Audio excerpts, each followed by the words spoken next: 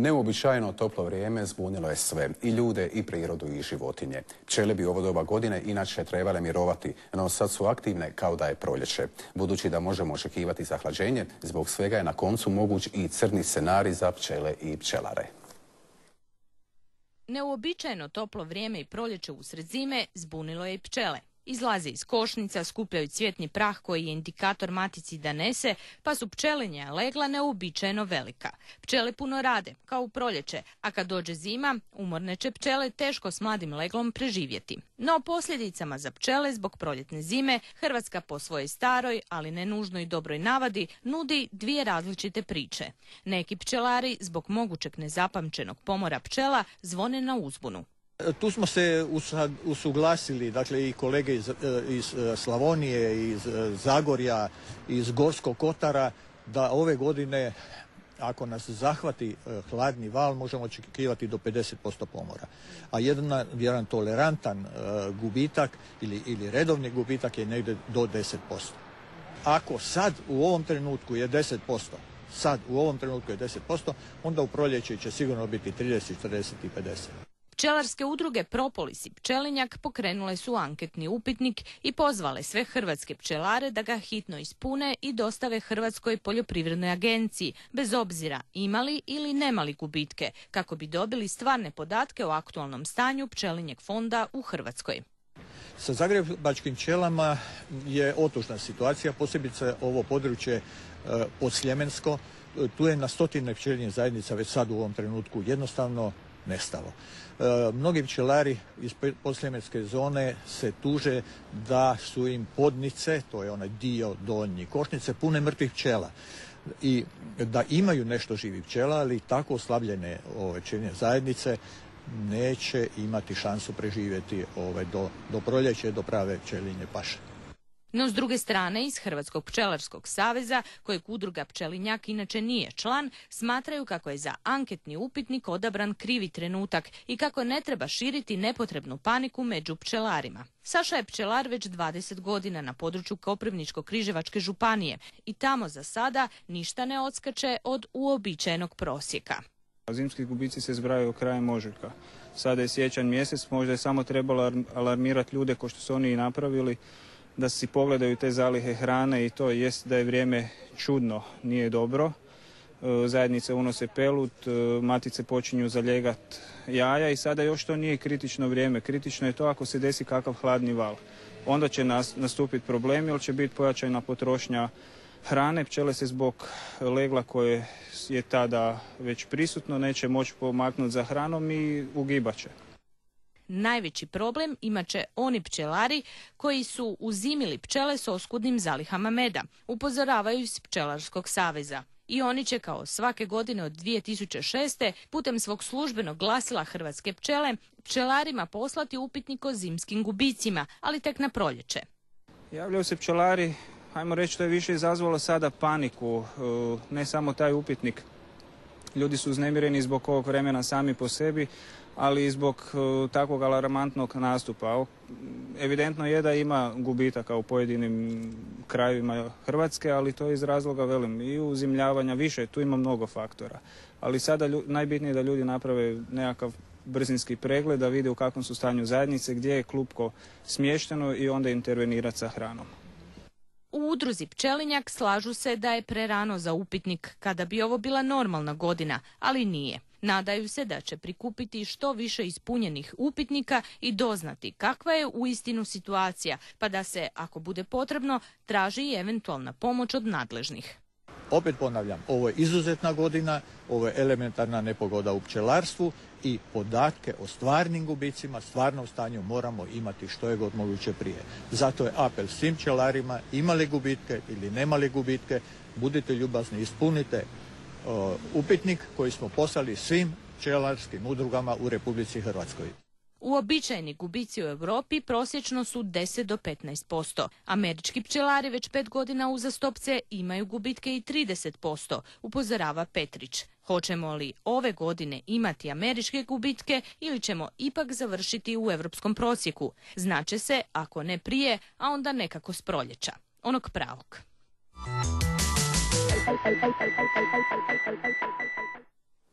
O širenju potrebne ili nepotrebne panike među pčelarima u studiju za jedan televizije razgovaramo sa predstavnicima Hrvatskog pčelarskog saveza, gospodinom Tomislavom Gerićem, dobar vam dan. Dobar dan.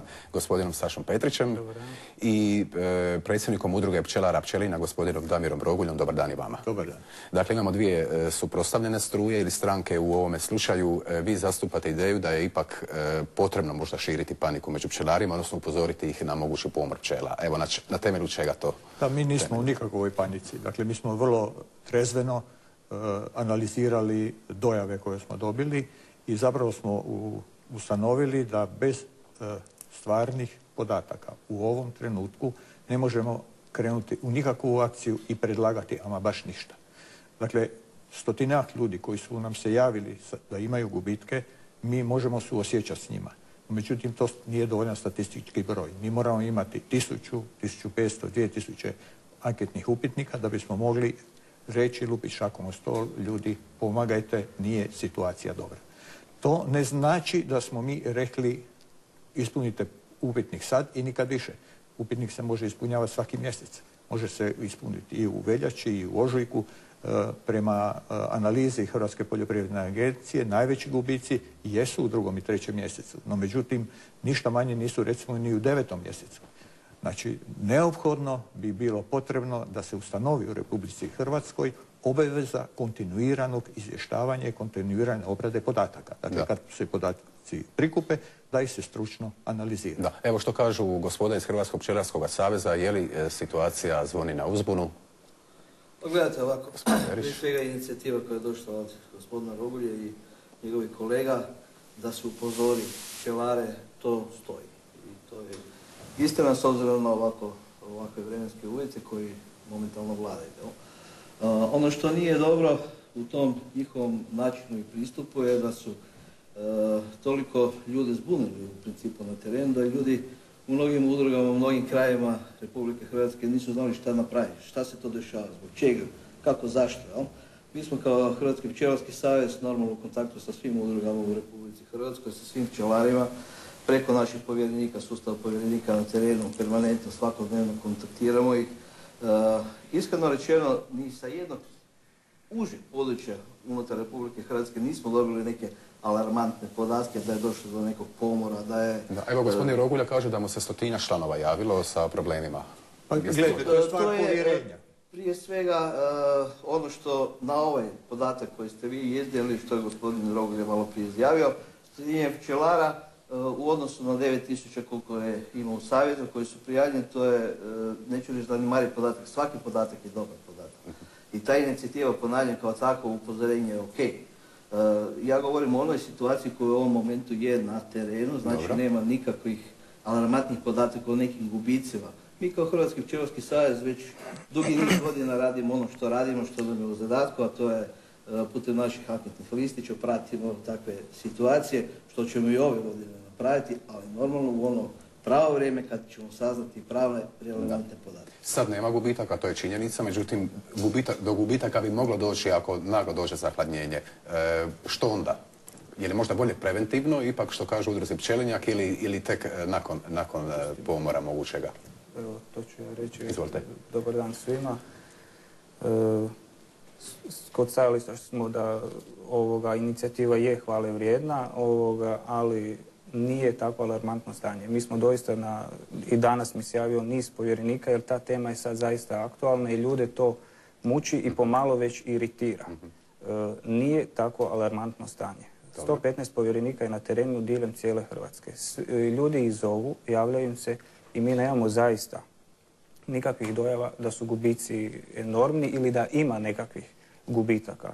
Određen postotak je sigurno prisutan na terenu i bit će svake godine. Ovisi o pčelaru, o nizu faktora. O tome smo već rekli u uvodnom dijelu emisije. U ovom momentu samo se sad stvorila nepotrebna panika i velim, iritira ljude. To ne treba raditi. Čega se vi pčelari u stvari najviše bojite? Da bi pčele mogle biti vani kada dođe naglo zahladnjenje ili što u čemu? Evo što se sad dešava. Pčele su izašle van, toplo je vrijeme. Unijele su prvi pelud od ljeske u kontinentalnom dijelu Hrvatske. Govorimo o kontinentu sada. Moramo se sjetiti lanjskog scenarija da je u travnju mjesecu pao zadnji snijeg još. Znači, pčele nisu izašle praktički par mjeseci vani na pročisni izlet. Tijekom ove godine one su konstantno vani. Unose pelud i matice počnu zalijegati jaja. Što će leglo biti veće, ako će doći hladni val, bit će lošije što se tiče zajednica. Ali samo pod uvjetom da hrana nije dostupna. Zato treba sad provjeriti stanje zajednica na brzinu, vidjeti gdje je smješteno klupko i dodati eventualno pogaču, šećer. Imate nešto za reći? Pa, gledajte, ja uvažavam da kolege iz Pčelarskog saveza nemaju podatke, no međutim oni su sami krivi za te pomanjkanje podataka. Naime, jedan od njihovih čelnika kaže pčele neće izginuti, to su čiste gluposti. Pčele će biti uništene samo neozbiljnim pčelarima. Dobro. To je jedan katastrofalni odnos prema stradalnicima, prema onima ljudima koji su u nuždi. To je nedopustiva takva komunikacija. A apropo, taj njihov čelnik je prije nekoliko godina izgubio cijeli svoj pčelinjak na području Rugvice i Sesveta i niko nije prstom upirio na njega da je neozbiljan pčelar. A zašto je izgubio pčelinjak? Isto zbog temperatura? Ne, mi pretpostavljamo da je zbog upotrebe neonikotinoida na tom području. Dobro. To mi pretpostavljamo. Dakle, nije se nikad utvrdilo. U periodu od tih 4-5 godina na istočnom dijelu grada Zagreba je nestalo 2500 pčelinjih zajednica. Umrlo 2500 pčelinjih zajednica. Niko nije u Hrvatskoj reagirao. Dobro. Niko. Spomenuli ste posljemensku zonu da je također jako puno pčelinjih vrsta nestalo. Gledajte, jedan njihov kolega, član Hrvatskog pčelarskog saveza, jednu subotu ujutro me u 6:30 sati nazvao i rekao da su mu sve pčele nestale. Čovjek koji 50 godina pčelari, koji ima 100 pčelinjih zajednica. Dobro. Pokrenuli smo ovu akciju i 2 velike TV kuće su bile spremne da na njegovom pčelinjaku napravi televizijsku reportažu. Na dan reportaže, ujutro me je čovjek nazvao plačućim glasom i rekao da on otkazuje snimanje jer da nije u stanju u kameru reći da je izgubio svoje pčele jer će mu se svi kolege smijati. Pa to je katastrofa. Ako mi nećemo govoriti o gubicima, ako nećemo skupljati podatke, analizirati podatke o gubicima permanentno, to je zločin prema hrvatskom pčelarstvu. Ja u tom zločinu ne želim sudjelovati. Dan, izvolite. Ja evo, moram, neću reći replicirati, ali moram se nadovezati na ovo što je gospodin Rogulja rekao. Apsolutno, podaci su potrebni svima. Permanentno praćenje to Hrvatski pčelarski savez radi. Ovo što je malo prije gospodin Rogulja rekao za jednog čelnika, prije svega o nekom razgovara ako nije prisutan, to je vrlo upitno. Sa bilo kojeg stanovišta hoćemo razgovarati o tome. To se može na drugačiji način. Nek se napravi emisija o takvim stvari, pa nek se pozovu ljudi koji se direktno diraju. Ne diraju, ja moram braniti stavove Hrvatskog pčelarskog saveza i članova Hrvatskog pčelarskog saveza, pogotovo kad se proziva na ovakav način. Ne bih želio da se ova emisija pretvori u neko repliciranje. Niti bi ja to htio, ja samo ne bih htio da dodatno ne zbunjujemo ni pčelare ni gledatelje. Upravo to, nije ni mjesto ni vrijeme o tome. Ono što je mjesto i vrijeme reći, to je upravo ono što se sada dešava i zbog čega ova emisija na kraju krajeva i napravljena. A to je upravo što smo malo prije rekli, svako iz svog kuta gledišta, mi držimo i dalje da je onaj dio koji zastupa Hrvatski pčelarski savez ispravan i mi svakodnevno razgovaramo. To što kaže gospodin Rogulja da i on razgovara daleko od toga, zašto ne bi razgovarao, čovjek je...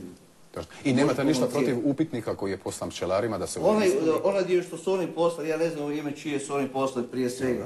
Znači, Hrvatski pčelarski savez šalje upitnike za sebe, za svoje članove, prema njima i očekujemo njihov povrat. Na vrijeme kada bude potrebno. U ime koga gospodin Rogulja zastupa i da li svoje osobne interese nekog drugog, to ne znamo stvarno, ali znamo ono što Hrvatski pčelarski savez radi i što će raditi dalje. Može. Evo još kratko, pa će na gospodin Rogulja. Htio bih samo se nadovezati na onaj dio oko empatije što gospodin Rogulja kaže. Ja sam bio predsjednik 2 mandata u pčelarskom društvu u Križevci. Pčelari su ljudi koji pomažu jedni druge. U slučaju da netko izgubi zajednice, uvijek se je dešavalo i dešavat će se. Da li greškom, uvijek ima momenata kad se to dogodi i čovjek ostane bez pčelinjih zajednica, ali zato su pčelari solidarni. I jedni drugima uvijek izlaze u susret i na nivou udruge pomažu jedni druge. To je... Dobro. Evo i gospodine Rogulja, da se replicirate možda ja sam jako i da s time završimo onda... Sa riječima gospodina Petrića bio bi jako sretan kad bi tako bilo, no međutim crno na bijelo piše da nije tako. Dakle, nekoga naziva da je neozbiljan u ovakvoj teškoj situaciji. Dobro, ili ćemo posebno emisiju, ili ćete se vi nakon naše emisije raspraviti. Pitao je u čije ime. Mislim, to je... Točno može. Ostalo je pitanje jedno u zraku. Dobro. Ostalo je da li sam ja samozvani i u čije ime. Dakle, u Republici Hrvatskoj podatke o stočnom fondu prikuplja, obrađuje i o njima vodi brigu Hrvatska poljoprivredna agencija. Dobro. Kako o kravama, svinjama, jarcima, tako i o pčelama. Dakle, to je upitnik Hrvatske poljoprivredne agencije koji je na bazi Kolosovog upitnika. I ako je neki drugi upitnik u pitanju koji će Hrvatski pčelarski savez distribuirati za 3 mjeseca, onda taj upitnik nije u skladu sa europskim upitnicima i nije usporediv. Mi kao obitelj evropskih pčelara želimo imati usporedive podatke. Ja moram govoriti na ovo, dajte samo kratko. Vjerujem, ali upitnici koje Hrvatski pčelarski savez šalje na teren već dugi niz godina su upitnici na kojima se na kraju krajeva temeljio ovaj upitnik Hrvatske poljoprivredne agencije, jer su zajedno rađeni u vrijeme kada su nastavili upitnici Hrvatskog pčelarskog saveza. To je jedna stvar, a druga stvar je sa početka misli pomor pčela. Vrlo dobro zna se što je zakonom o stočarstvu regulirano na području Republike Hrvatske, koja je to institucija, na koji način može generirati šta je uzrok određenog pomora. Da li bolest, da li nedostatak prehrane, hrane i tako dalje. Prema tome to se zna. I onda stvarno nije shodno ni potrebno dizati tenzije bez potrebe. Dobro, a sada da objasnimo gledateljima, činjenica je da imamo sve manje pčela, da pčele nestaju. Evo, vi ste sami spomenuli da je posebno pogođena ta postljemenska zona. Ajmo onda zašto pčele? Zašto pčele umiru, nestaju, zašto bježe iz košnica? Bar to da objasnimo gledateljima. Mogu ja se nadovezati na taj dio oko podsljemenske zone. Prije ovoga emisije sam se ja čuo sa tim čelnikom kojeg ste vi imenovali, jer me gospodin nazvao, jeste vi reagirali već i na svojoj stranici. On je predsjednik pčelarskog društva Lipa Zagreb. Dobro. I nema nikakvih, to su njegove riječi, citirati, da zaista nema pomora u podsljemenskoj zoni. Može se dogoditi izolirani slučaj da se čovjeku desi, ali ja kažem tada čovjeku treba pomoć, ne ono što vi kažete ga treba ismijavati ili ne. Čovjeku će definitivno kolege pomoći. Dobro, u redu. I samo još jedno pitanje što sve nas u Zagrebu zanima. Prošloga ljeta svi smo u Zagrebu imali veliki problema sa osama, stršljenima i pčelama. Imali ste koliko intervencija? Pa imali smo 800 intervencija. Ovom prigodom se moram zahvaliti službi 112 koja nas izvrsno prati. Također kolegama iz ostalih pčelarskih udruga grada Zagreba. U gradu Zagrebu nas ima 34, 35 i kroz taj vegetacijski period smo na teren izašli oko 800 puta. Što je razlog toliko velikom broju intervencija? Prošle godine je bila jednostavno takva godina da je proljeće bilo zbito u tjedan dana i ono je eksplodiralo i sa tom eksplozijom proljeća su eksplodirali i kukci. I onda ih je bilo, dakle, pčela posvuda, po granama, po krošnjama. Građanima savjet ako vide, dakle, košnicu da je ne diraju, nego da zovu 112, odnosno pčelarsku službu. Služba 112 koordinira naš rad. Mi smo 365 dana u godini dostupni našim građanima, 24 sata dnevno. Ne radimo za plaću kao što rade kolege. Dobro, to će se kasnije vi raspraviti, ko radi kako. I samo još jedno pitanje, najčešće mjesto gdje u gradovima ose formiraju gnijezda su te kutije od roleta ili možda još nešto? Pa gledajte, u gradu jesu kutije za rolete dobro sklonište, ali ima ih u zidovima, ima ih u međukatnim konstrukcijama tamo gdje su drvene grede, ima ih u krovištima. Što se tiče sve te 3 grupe, najopasnija je osa zemljarica ili Vespula germanica. To je jedna mala osa od 18 mm koja je izuzetno agresivna, izuzetno dobar letač, izuzetno je otrovna i opasna. Dakle, to je jedina prava opasnost. Od pčela nema opasnosti. Mi smo pokrenuli jednu akciju u suradnji sa Gradskim uredom za energetiku, zaštitu okoliša i održivi razvoj, koji se zove Urbano pčelarstvo. Izdali smo i brošuru koja je namijenjena svim građanima grada Zagreba, gdje objašnjavamo koji su rizici od pčela i molimo građane da sve pčele koje su slobodne, koje građani nazivaju divljim pčelama, ostave tamo gdje jesu, ako na nikakav način ne ugrožavaju sigurnost njih ili njihovi bližnji. Samo još jedno pitanje, imamo li u Zagrebu problema sa stršljenima?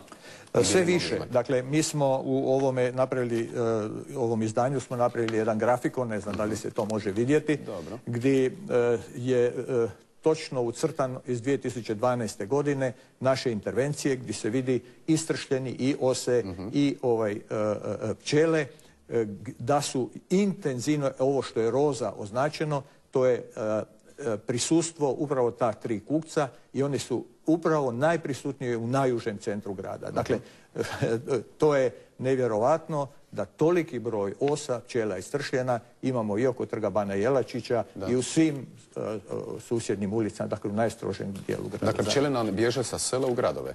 Tako je. Tako ispada, da. A što bi bio razlog? Dobro.